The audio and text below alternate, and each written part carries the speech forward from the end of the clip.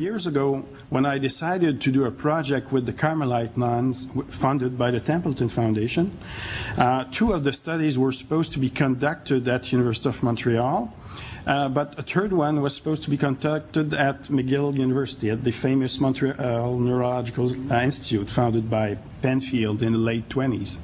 And this project was supposed to involve PET scanning to examine what's going on with regard to a chemical messenger in the brain, which is related to all sorts of functions. It's called serotonin.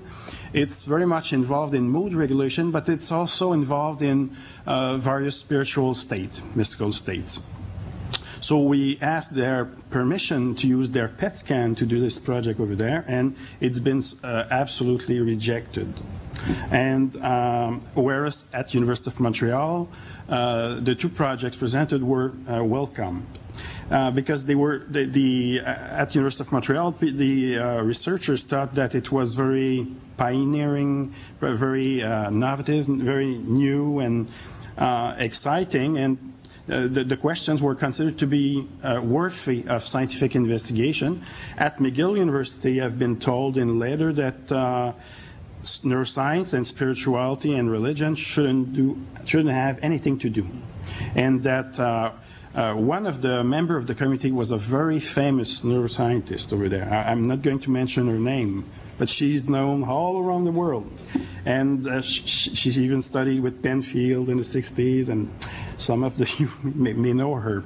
And she said, as long as I'm here, you know, on this committee, the PET working committee over there, there's never going to be any study about neuroscience and religion or spirituality in my place, you know.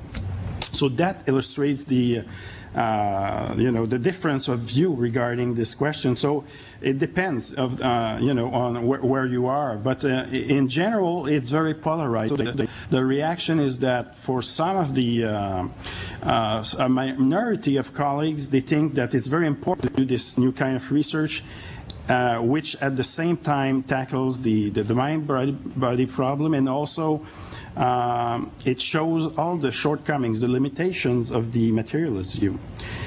So I would say this is for a minority of my colleagues who dare to say that publicly.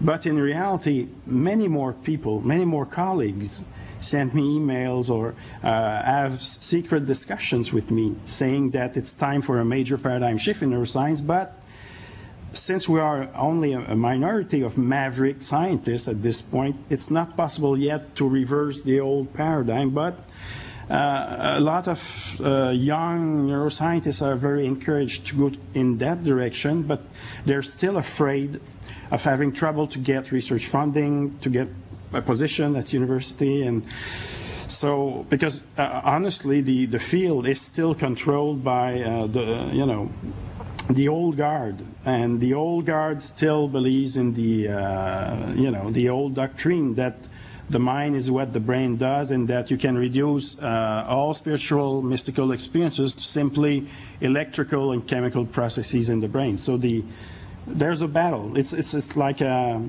cultural war, if you want. But we're making progress slowly, but I'm sure that in 10 or 20 years from now, things will change dramatically, especially if we can receive, you know, important funding to do these type of studies. And interestingly, more and more private foundations are open to these questions in Europe and also in the United States.